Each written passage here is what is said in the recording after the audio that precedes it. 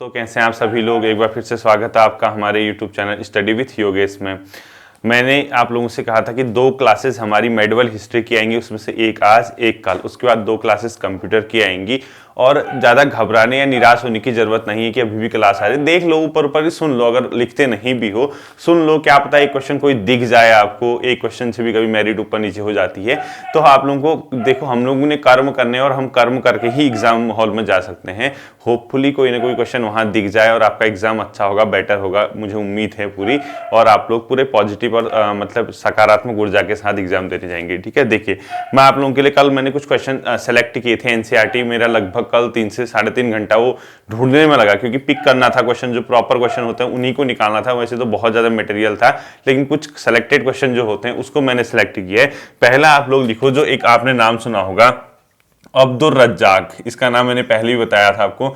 ये किस साम्राज्य में आया था, मतलब ठीक है, ये किस साम्राज्य के यात्रा पे आया था, यानी अब्दुल रज्जाक आया था विजयनगर राज्य की इस यात्रा पर। विजयनगर, ठीक है, विजयनगर की यात्रा पर, विजयनगर की यात्रा पर। एक ये ध्यान रखना। और ये विजयनगर के बारे में मैंने बताया था, ये कब बना था, 1336 में इसकी स्थापना हुई थी। 2 भाइयों ने की थी, हरिहर और बुक्का नाम के भाइयों ने, हरिहर प्लस बुक्का नाम के 2 भाइयों ने इसकी क्या की थी, स्थापना की थी 1336 में। एक याद रखना, ठीक है। और ये जो अब्दुल रज्जाक था, ये कहाँ का था, हेरात का था। ये भी ध्यान रखना, हेरात जो कि अफगानिस्तान का इलाका है, ठीक है, वर्तमान अफगानिस्तान का जो इलाका है, हेरात का अब्दुल रज्जाक था। एक पॉइंट ये याद रखना है, ठीक है। दूसरा क्वेश्चन आपको ये याद रखना है कि जो अल बरूनी है, आपने नाम सुना होगा अल बरूनी, ये किसके साथ भारत आया था। तो लिखो, अल बरूनी किसके साथ भारत आया था, ये था मोहम्मद गजनबी के साथ।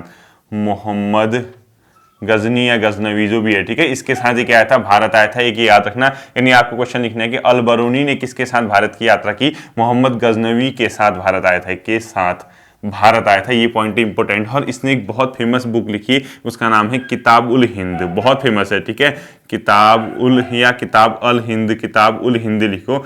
ये इसकी बहुत फेमस बुक है जो पेपर में आती है। किताब उल हिंद पुस्तक किसने लिखी है, अल बरूनी ने लिखी है। एक पॉइंट आपको ये ध्यान रखना है। इसके साथ साथ अल बरूनी जो था उज्बेकिस्तान का था। कहाँ का था ये, उज्बेकिस्तान, ठीक है, उज्बेकिस्तान का ही क्या था, यात्री था। आपसे इतनी ही पूछेंगे कहाँ का यात्री था, कुछ इंपोर्टेंट, जैसे अब्दुल रज्जाक विजयनगर की यात्रा की, हेरात का था। अल बरूनी मोहम्मद गजनी के साथ आया था, किताबुल हिंदी लिखी, इसने उज्बेकिस्तान का था। इसी के साथ तीसरा है इब्न बतूता। इब्न बतूता जो था वो कहाँ का था, मोरक्को का यात्री था, इब्न बतूता, ठीक है। एक पॉइंट ये याद रखना आपको, मोरक्को का यात्री। इब्न बतूता कहाँ का यात्री था, मोरक्को का यात्री था। ये मोस्ट इंपोर्टेंट पॉइंट है। ये 1333 ईस्वी में भारत आया था, 1333 ईस्वी में। और ये भारत आया था, ये किसके दरबार में आया था, मोहम्मद बिन तुगलक के दरबार में। लिखो, मोहम्मद बिन तुगलक के दरबार में क्या आया था, ये भारत में आया था। मोहम्मद बिन तुगलक के दरबार में ये क्या आया था, भारत की यात्रा पे आया था। इसको याद रखना, मोरक्को का यात्रा था। इसका जो यात्रा वृत्तांत है वो रिहला नाम से जाना जाता है, मोस्ट इंपोर्टेंट करता है। यानी इब्न बतूता का यात्रा वृत्तांत, यानी यात्रा की उसका वर्णन किया, ठीक है, यात्रा वृत्तांत, ये किस नाम से जाना जाता है, रिहला। ये रिहला क्या था, इब्न बतूता का यात्रा वृत्तांत था। इस पॉइंट को ध्यान रखना, क्या पता ये दिख भी सकता है आपको, ठीक है। यूकेपीएससी के जो एग्जाम होंगे उनमें तो खासकर इस टाइप के क्वेश्चन आते हैं। इब्न बतूता मोरक्को का यात्री, 1333 ईस्वी में भारत पहुंचा, मोहम्मद बिन तुगलक के समय में भारत आया था, यात्रा वृत्तांत इसका क्या कहलाता, रिहिला कहलाता। ये पॉइंट आपको सबके सब क्या रखने, ध्यान में रखने। इसके बाद आता है एक यात्री बर्नियर। बर्नियर जो था फ्रांस का यात्री था।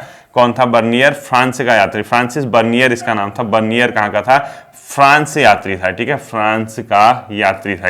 इसको याद रखना, बर्नियर कहाँ का यात्री था, फ्रांस का। और इसने मुगलकालीन शहर को शिविर नगर की क्या दी थी, संज्ञा दी थी। यानी इसने कहा था जो मुगलकालीन शहर हैं, यानी मुगल समय में मुगलकालीन शहर जो थे, मुगलकालीन शहर, उनको इसने किस नाम से संबोधित किया था, शिविर नगर। तो इसको ध्यान रखना है, ठीक है, शिविर नगर। मुगलकालीन शहरों को शिविर नगर कहने वाला जो यात्री था वो कौन था, बर्नियर था। साथ ही साथ इसने सती बालिका का वर्णन किया है। बर्नियर एक ऐसा यात्री था जिसने सती बालिका, यानी जो बच्चियां थी वो भी सती होती थी, सती बालिका का वर्णन, सती बालिका का वर्णन करने वाला यात्री, ठीक है। सती बालिका का वर्णन किसने किया था, अपने आप में बर्नियर नाम के यात्री ने किया था। इस पॉइंट को भी आपने क्या रखना है, ध्यान में रखना है, ठीक है। बैकग्राउंड में आपको कुत्ते की आवाज आ रही होगी, अब सभी डिस्टर्ब कर रहे हैं तो कुत्ते ने भी क्या बिगाड़ा, ठीक है, देख लिए। इसके बाद आप लोगों ने एक पुस्तक, इसकी जो फेमस थी उसका नाम था ट्रेवल्स इन मुगल एम्पायर, यानी इसने एक पुस्तक लिखी बर्नियर ने, उसकी पुस्तक का नाम है ट्रेवल्स इन मुगल एम्पायर, ठीक है, travels in Mughal empire, Mughal empire. ये पुस्तक किसकी है, बर्नियर की है, इसको ध्यान रखना, ठीक है। ट्रेवल्स इन मुगल एम्पायर किसकी है, बर्नियर की है, ये बर्नियर के बारे में था।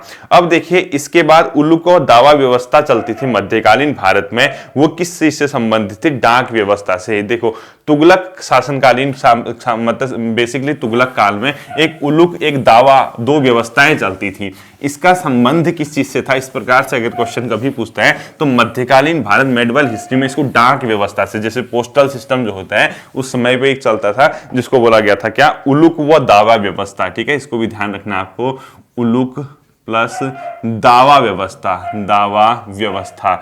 इसका संबंध जो था वो था किससे से, डाक व्यवस्था से। यानी जो पोस्टल सिस्टम होता है मध्यकालीन भारत में, इसको उद्योग को दावा व्यवस्था कहते थे। उलूक में क्या होता था, घोड़ों के द्वारा, यानी कुछ मतलब दूरी पे आपको घोड़े मिलेंगे, घोड़ों के द्वारा किया जाता था ये एक जगह से दूसरी जगह, मतलब डाक व्यवस्था। जबकि दावा व्यवस्था में पैदल किया जाता था, ठीक है, दावा क्या होता था, पैदल व्यवस्था थी ये क्या थी, पैदल व्यवस्था। डाक व्यवस्था की जो पैदल था उसको बोला गया था दावा व्यवस्था, ये ध्यान रखना। इसके बाद एक चिकित्सक आया था मध्यकालीन भारत में, मनुची। ये किस देश का निवासी था, इटली का था। मनुची जो था क्या था, एक चिकित्सक था जो भारत में आया था, वो किस देश का यात्री था, इटली का था, ठीक है। मनुची कहाँ का था, इटली का था। और एक ट्रेवेनियर था, वो फ्रांसीसी क्या था, जौहरी था। क्या लिखोगे, ट्रेवेनियर, ये फ्रांसीसी था, ठीक है, फ्रांस का था, फ्रांसीसी जौहरी, फ्रांसीसी क्या था, जौहरी था, ट्रेवेनियर, ठीक है, इसको भी आप लोग ध्यान रखोगे। अब देखो इसमें आपको एक वीरशैव परंपरा देखने को मिलती है। जब हम भक्तिकालीन मतलब मध्यकाल में आप भक्तिकालीन या सूफी वगैरह या सब चीजें पढ़ोगे, शैव संत वैष्णव संत, उसी क्रम में एक शब्द देखने को मिलता है वीरशैव परंपरा। ये किस राज्य से संबंधित थी, वीरशैव परंपरा। ये जो थी अपने आप में ये कहां से थी, कर्नाटका से, ठीक है, कहां से थी ये, कर्नाटक से थी। वीरशैव परंपरा कहां चला करती थी, कर्नाटक में चलती थी, ये ध्यान रखना। एक शब्द आता है जंगम शब्द मध्यकालीन भारत में, उसका संबंध किस चीज से था, देखो जंगम शब्द, ये जो जंगम था इसका सीधा सीधा मतलब किस चीज से था, यायावर, यानी एक प्रकार के जो घूमने वाले योग हो, यायावर भिक्षु, यायावर भिक्षु से, यानी जो इधर उधर घूम के भिक्षा मांगते थे उनको जंगम का, आपने वो सुना भी होगा ना हिंदी में जंगम शब्द, तो ये जंगम जो शब्द हुआ है यायावर भिक्षुओं के लिए हुआ है। यायावर मतलब जो घूमते रहते हैं, ठीक है, उससे संबंध था। अब 3 शब्द लिखाऊंगा, एक उलमा लिखाऊंगा, एक जिम्मी लिखाऊंगा, एक सरिया लिखाऊंगा। ये क्या क्या होते थे, उलमा होता था इस्लाम धर्म का ज्ञाता, आपने उलेमा लोग सुने होंगे ना मध्यकालीन भारत में, ये होता था इस्लाम धर्म का ज्ञाता, इनको धर्म का ज्ञाता उलमा बोला जाता था, ठीक है। इसके अलावा एक जिम्मी शब्द होता था, वो बोलते जो इस्लाम को नहीं मानते थे, जिम्मी बोला जाता था इस्लाम को न मानने वाले, इस्लाम को न मानने वाले, न मानने वाले। और तीसरा शब्द जो होता है एक सरिया होता है, वो होता है, ये कानून होते हैं इसके, ठीक है। सरिया क्या होता था, मुस्लिम कानून, मुस्लिम कानून, यानी सरिया का संबंध जो था मुस्लिम कानून से था, इसको आप लोग ध्यान रखना है, ठीक है। अब एक बहुत फेमस मस्जिद है, वो अपने आप में कश्मीर में है, जिसको कश्मीर में मुकुट का नगीना कहा जाता है मस्जिदों में, उसका नाम है शाह हमदान मस्जिद। किस राज्य से संबंधित है, कहां संबंधित है, ये कश्मीर में, शाह हमदान मस्जिद, हमदान मस्जिद है, ये कहाँ है, कश्मीर में, इसको ध्यान रखना। और ये जो है कश्मीर में मुकुट का नगीना कहलाता है, इसको क्या बोला जाता है, मुकुट का नगीना कहलाता है, ठीक है, मुकुट का नगीना, मुकुट का नगीना नाम से इसको क्या किया जाता है, संबोधित किया जाता है, ये भी ध्यान रखोगे। अब एक क्वेश्चन आता है, गरीब नवाज नाम से किस सूफी संत को जाना जाता था, मोइनुद्दीन चिश्ती, यानी ख्वाजा मोइनुद्दीन चिश्ती को गरीब नवाज नाम से जाना जाता था, ठीक है, गरीब नवाज, ये किसको कहा जाता था, ख्वाजा मोइनुद्दीन चिश्ती। आप लोगों ने नाम सुना होगा ख्वाजा मोइनुद्दीन चिश्ती, मोइनुद्दीन चिश्ती, ये ध्यान रखोगे, ठीक है। इसको क्या बोला जाता था, ख्वाजा मोइनुद्दीन चिश्ती को एक प्रकार से गरीब नवाज कहा जाता था। ये सूफी वाला जो चैप्टर है आपका मध्यकालीन भारत में, उससे संबंधित एक फैक्ट मुझे मिला था। और इसी के साथ साथ एक यहाँ पे क्वेश्चन आता है, शेख सलीम चिश्ती का दरगाह कहाँ है, फतेहपुर सिकरी, यानी अकबर जहाँ पे शासन करता था वहां पे एक सलीम का, ये मतलब शेख सलीम चिश्ती का दरगाह था। कभी कभी क्वेश्चन ये पूछता है फतेहपुर सिकरी में किस सूफी संत की दरगाह है, बहुत पेपर में आता है, फतेहपुर सिकरी में किस सूफी संत की दरगाह है। इस प्रकार से आपका एक क्वेश्चन आता है पेपर में, बहुत ज्यादा पेपर में वो पूछा जाता है। तो आप लोग को ये याद रखना है कि शेख सलीम चिश्ती की दरगाह कहाँ है। तो लिखो शेख सलीम चिश्ती, यानी शेख सलीम चिश्ती की दरगाह कहाँ है। चिश्ती की दरगाह ये है अपने आप में फतेहपुर सिकरी में। कहाँ पर है? फतेहपुर सिकरी। ये बहुत आता है पेपर में, किसकी दरगाह है, ऐसे क्वेश्चन आपसे पूछा जाता है, ये भी ध्यान रखोगे।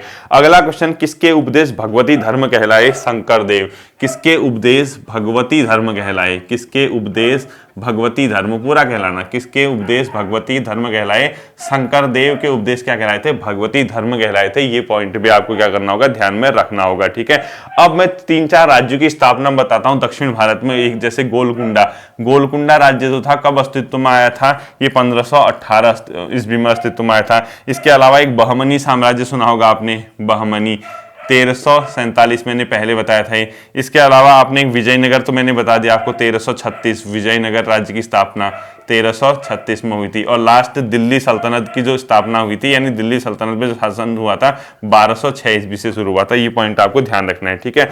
अब आता है क्वेश्चन, हम्पी आपने सुना होगा। हम्पी कहाँ है? कर्नाटक में। विजयनगर साम्राज्य की खंडहर राजधानी जिसको अभी कहते हैं, ठीक है। हम्पी को यूनेस्को में कब शामिल किया गया था? हम्पी को यूनेस्को में शामिल, यानी यूनेस्को आपने नाम सुना होगा, ये धरोहर में होते हैं, में शामिल कब किया गया था? 1986 के आसपास, 1986 में हम्पी को किया गया था, यूनेस्को में शामिल किया गया था। ये पॉइंट भी आपको ध्यान में रखने होंगे, ठीक है।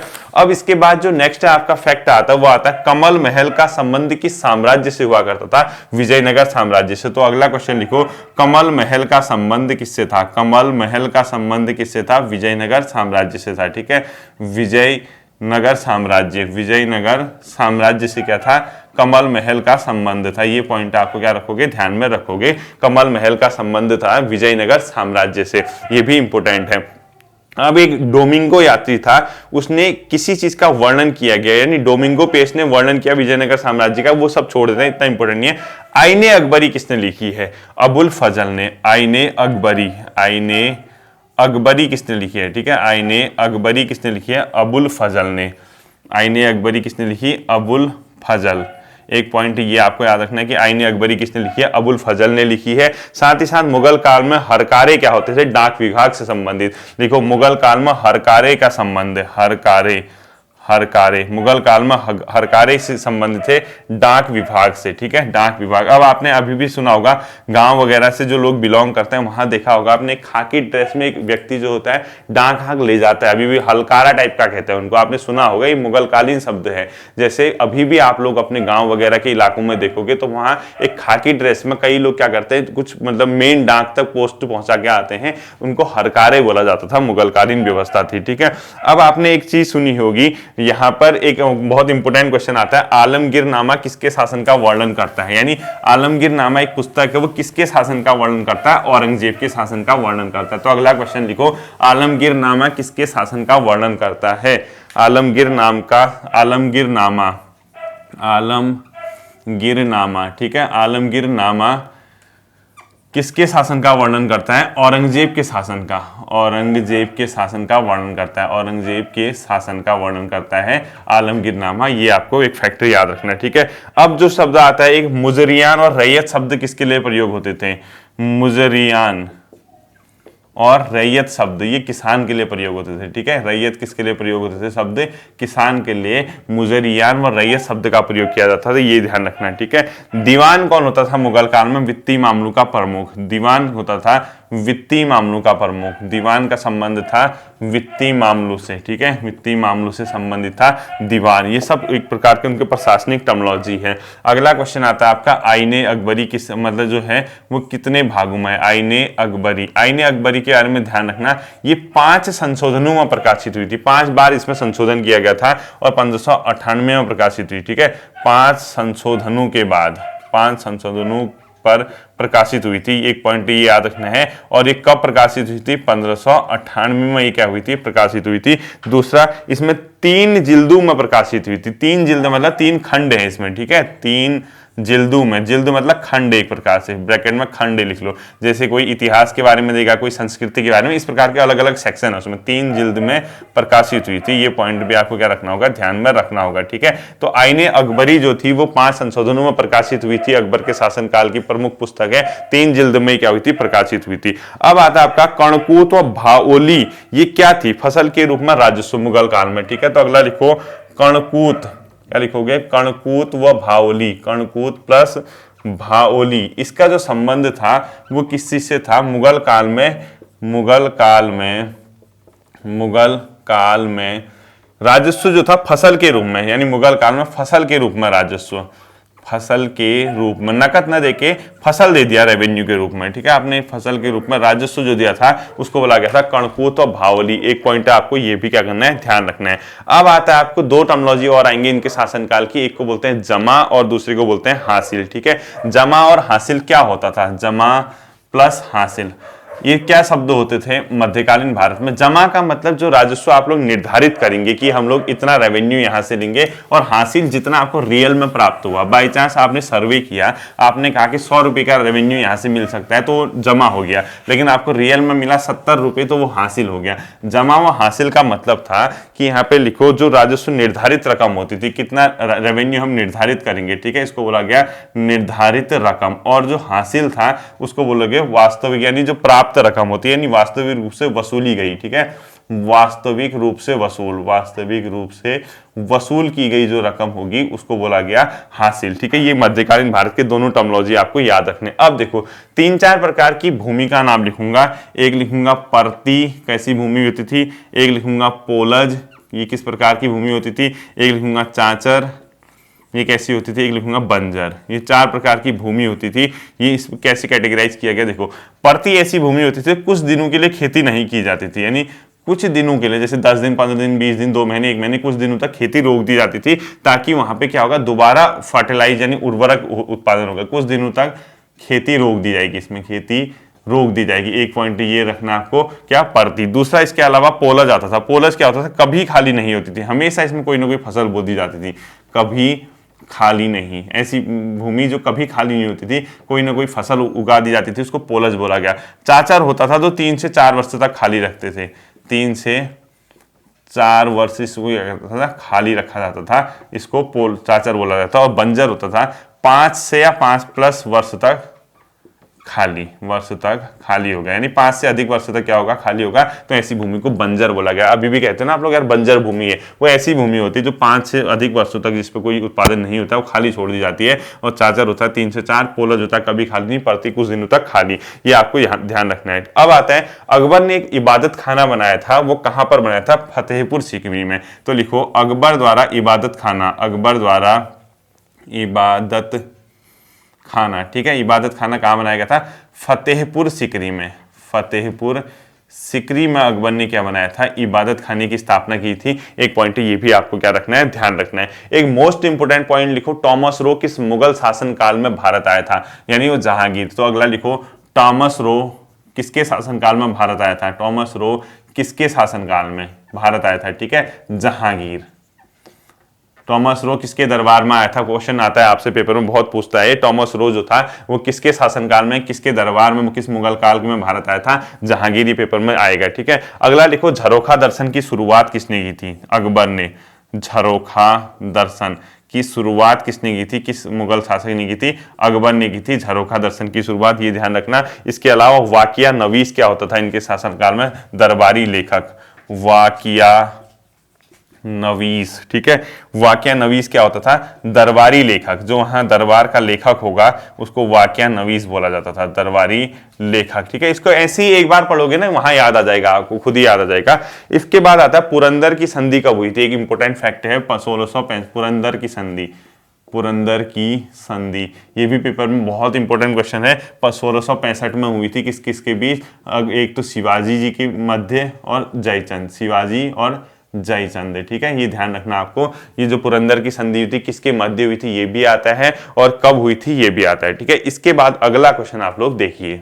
मैंने आप लोगों से एक क्वेश्चन कहा था, आपको अगर याद होगा, शिवाजी, जब मैं पढ़ा रहा था आपको शिवाजी महाराज के बारे में, मैंने लूसेंट से कहा था इसका जो वो था मंत्रिपरिषद, जो अष्टप्रधान थे, देखो मैंने आपसे पहले कहा था कि अष्ट प्रधान अलग हैं, अष्ट छाप अलग हैं, अष्ट दिग्गज अलग हैं, तो मैंने 3 के 3 कहा था। इतना मैं हिंट दे देता हूं, देखो आपको तीनों में डिफ्रेंशिएशन करना है, ठीक है। शिवाजी के काल में कौन थे, ये ध्यान रखना है, अष्ट प्रधान। इसके अलावा चंद्रगुप्त द्वितीय जिसको आप लोग बोलते हैं, चंद्रगुप्त द्वितीय, इसमें शायद क्या थे अपने आप में, चंद्रगुप्त सेकंड के टाइम पे अष्ट दिग्गज थे शायद, अष्ट कवि। और इसके अलावा कृष्णदेव राय, उसके उसमें अष्ट दिग्गज हुआ करते थे, इसमें अष्ट छाप थे शायद, अष्ट छाप की कवि इस टाइप का कुछ। तो ये शिवाजी, चंद्रगुप्त और कृष्णदेव राय, इन तीनों में जो अष्ट अष्ट अष्ट वाले हैं, किसके इसमें अष्ट प्रधान थे, क्वेश्चन पूछता है, वहां शिवाजी आएगा, चंद्रगुप्त आएगा, तो वहां कंफ्यूज मत करना, तीनों टर्मिनोलॉजी अलग है, एक बार चेक कर लेना, ठीक है। अष्ट प्रधान, अष्ट दिग्गज और अष्ट छाप है, कुछ इस टाइप का होगा, मैंने पहले बताया था, आपको हिंट दी थी एक बार।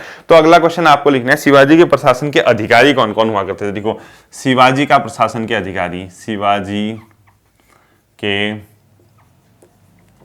प्रशासन के अधिकारी, ठीक है, ये कौन कौन हुआ करते थे शिवाजी के प्रशासन में। देखो एक होता था पेशवा। पेशवा क्या था, जो मेन होता था, सबसे मेन, यानी एक प्रकार का मुख्य जो होता था, जो सबसे मेन मंत्री होता है। ये मुख्यमंत्री आज का जैसा मुख्यमंत्री नहीं है। पेशवा का मतलब है प्रधान जो होता था, इसको प्रधान भी कह सकते हो आप लोग। प्रधान जो होता था यानी जो चीफ होता था सब में, वो पेशवा होता था। और इसके बाद वित्त और जनरल एडमिनिस्ट्रेशन होता था, यानी वित्त का मामला यही देता था, वित्त प्लस सामान्य प्रशासन का काम करता था, सामान्य प्रशासन, ठीक है।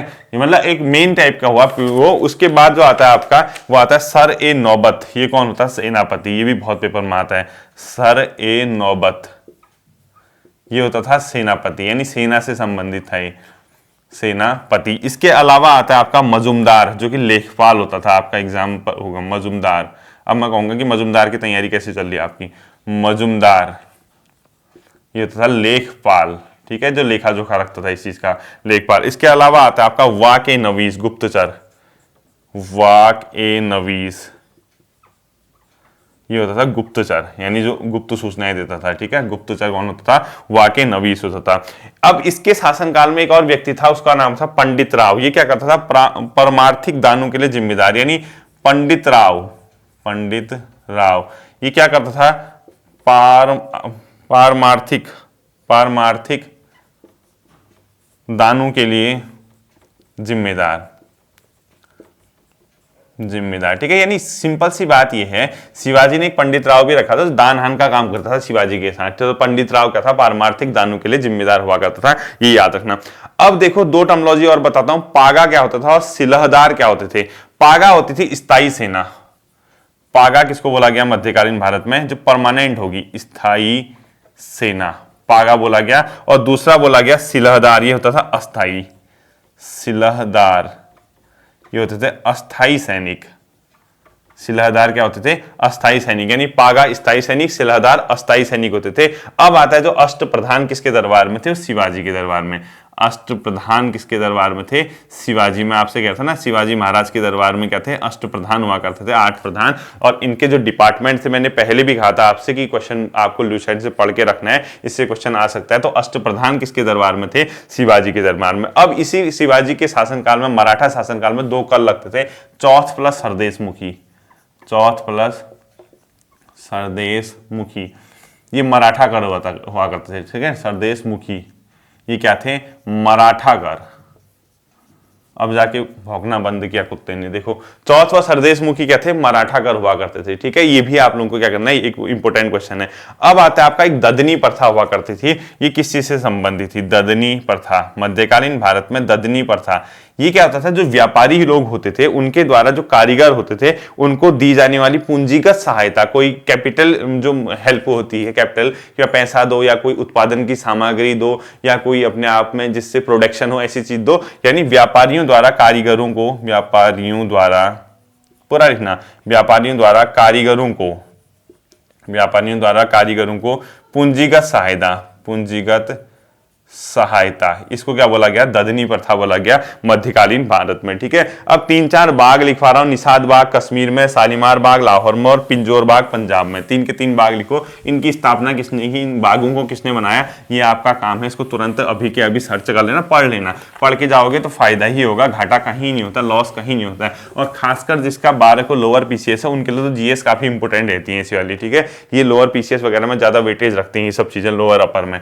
तो देखो निषाद बाग कहाँ है, निषाद बाग कहाँ है? कश्मीर में। किसने बनाया? तुरंत ढूंढ लेना। इसके अलावा जहांगीर वगैरह जो भी मिलेगा। शालीमार बाग, शालीमार बाग ये है लाहौर में। शालीमार बाग कहाँ है? लाहौर में। ये भी तुरंत आप लोग क्या करोगे? ढूंढ लोगे किसने बनाया। पिंजौर बाग पंजाब में, पिंजौर बाग ये कहाँ है? पंजाब में अवस्थित है। ठीक है, ये देखना। अब देखो आगरा स्थित लाल किला किसने बनाया? आगरे में भी लाल किला है। आगरा स्थित लाल किला, आगरा स्थित लाल किला, आगरा स्थित लाल किला किसके द्वारा बनाया गया? अकबर के द्वारा। ठीक है, आगरा स्थित लाल किले का निर्माण किसने किया था? अकबर ने। और दिल्ली स्थित मोती मस्जिद, दिल्ली स्थित मोती मस्जिद का निर्माण, मोती मस्जिद का निर्माण किसने किया था? औरंगजेब ने। ठीक है, कंफ्यूज मत होना। दिल्ली स्थित लाल किला पूछेगा तो अकबर, और दिल्ली स्थित अगर आपसे लाल किला पूछेगा तो दिल्ली का लाल किला शाहजहां। ठीक है, दिल्ली स्थित लाल किला पूछेगा तो शाहजहां। जो दिल्ली में लाल किला वो शाहजहां ने बनाया था, आगरा का लाल किला अकबर ने बनाया था, दिल्ली के मोती मस्जिद औरंगजेब ने बनाई थी। ये भी आपको ध्यान रखना है। अब देखो एक मोस्ट इंपोर्टेंट क्वेश्चन है, किस विजय के बाद अकबर ने बुलंद दरवाजे का निर्माण किया? तो लिखो बुलंद दरवाजा, मोस्ट इंपोर्टेंट कर देना।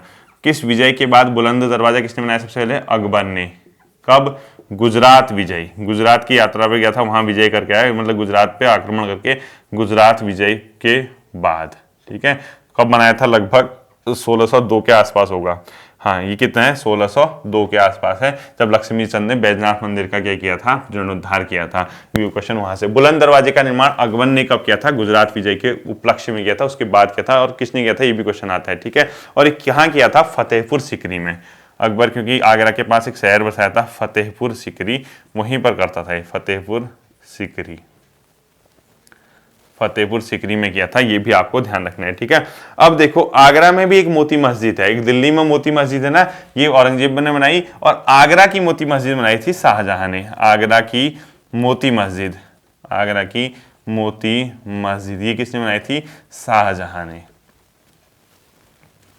आगरा की मोती मस्जिद किसने बनाई थी? शाहजहां ने बनाई थी। ये आपको ध्यान में रखना है। अब एक मोस्ट इंपोर्टेंट, गीता का फारसी में अनुवाद दारा शिकोह ने, और वेदों को दिव्य ग्रंथ किसने कहा था? दारा शिकोह ने। तो लिखो गीता का फारसी अनुवाद, गीता का फारसी अनुवाद किसने किया था? दारा शिकोह ने। कौन था ये? औरंगजेब का भाई। ठीक है, दारा शिकोह, ये बहुत आते हैं पेपर में। और इसने वेदों को दिव्य ग्रंथ कहा, वेदों को दिव्य ग्रंथ कहने वाला, दिव्य ग्रंथ किसने कहा था? दारा शिकोह ने कहा था। ये पॉइंट आपको ध्यान रखना है। ठीक है, अब आता है आपका राजस्थानी और पंजाबी पहाड़ी शैली किसकी देन है? औरंगजेब को। चलो छोड़ दो इसको, एक मोस्ट इंपोर्टेंट क्वेश्चन लिखाता हूं आपको उत्तराधिकार के युद्ध लिखने हैं। ठीक है, लिखो अगला क्वेश्चन, लिखो उत्तराधिकार के युद्ध, उत्तराधिकार के युद्ध लिखो अगला, किन किन के मध्य हुए थे? ठीक है, उत्तराधिकार मतलब कौन अगला राजा बनेगा, उत्तराधिकारी कौन होगा? उत्तराधिकार युद्ध ये हुए थे औरंगजेब प्लस उसके भाई दारा शिकोह, जिसका बेटा यहाँ सुलेमान शिकोह गढ़वाल में आया था। ठीक है, दारा शिकोह। इसमें 3 युद्ध हुए हैं। एक हुआ आपका कौन सा? 3 के 3 ध्यान रखना। एक धर्मट का युद्ध हुआ है, एक हुआ आपका सामूगढ़ का युद्ध, और तीसरा हुआ देवराय का युद्ध। ठीक है, ये देवराल का युद्ध। अब एक काम करना, इनका क्रम देख लेना, कौन पहले है कौन बाद में है। ये 1658-59 में, 1658 और 1659 के आसपास है। दो शायद, एक 1658, दो 1658, एक 1659, ऐसा ही है। तो ये देख लेना, उत्तराधिकार के युद्ध इनके मध्य हुए थे तीनों, और इनका ईयर देख लेना और सीरीज देख लेना। आपसे रिक्वेस्ट है इसकी सीरीज देखना, कौन सा पहले हुआ था नेट पे। ठीक है, धर्मट का युद्ध देखना कब दिखा रहा है? सामूगढ़ का। मेरे ख्याल से धर्मट 1658, सामूगढ़ 1659, ऐसा कुछ होगा। इसको एक बार चेक कर लेना। उत्तराधिकार के युद्ध से क्वेश्चन आता है। ठीक है, और आज के दिन का जो अंतिम क्वेश्चन है, जिंदा पीर नाम से किसको जाना जाता था? जिंदा पीर नाम से। ठीक है, ये जाना गया औरंगजेब को, औरंगजेब को। ठीक है, ये थे आपके मध्यकालीन भारत की लगभग 6th नंबर की क्लास, यानी 6ठी क्लास थी आज आपकी मध्यकालीन भारत की। इसके बाद आपकी सिर्फ और सिर्फ एक क्लास बचती है मध्यकालीन भारत की, वो आपकी कल आएगी। आप लोग इस क्लास को रिवाइज करना। फिर हम लोग परसों 2 दिन कंप्यूटर की क्लास देखेंगे, उसके बाद 2 क्लासेस आपकी लगातार आपको मतलब गाइडेंस दिया जाएगा। फिर मिलता हूं आपके साथ अगले सेशन पे। अपना ध्यान रखिए। Thank you.